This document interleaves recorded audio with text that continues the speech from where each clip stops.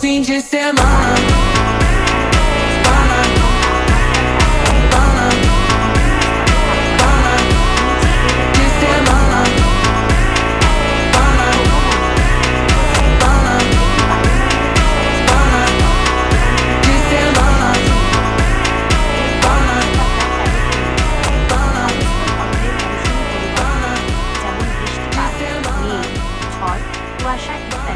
এই স্তরেই ঘটে।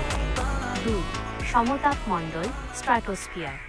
এই স্তরের ঠিক ওপরে বা ক্ষোভমণ্ডলের ঠিক ওপরে এটি অবস্থিত।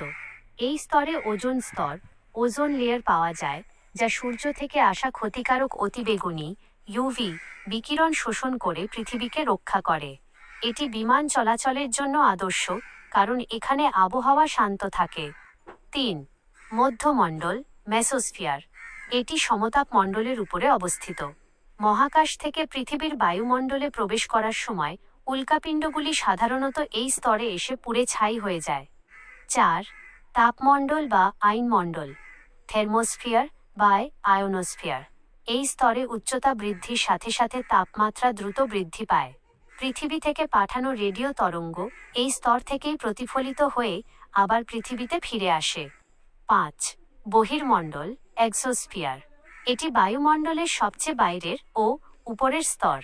এই স্তরের ঘনত্ব অত্যন্ত কম এবং এখানে মূলত হালকা গ্যাস যেমন হাইড্রোজেন ও হিলিয়াম পাওয়া যায়।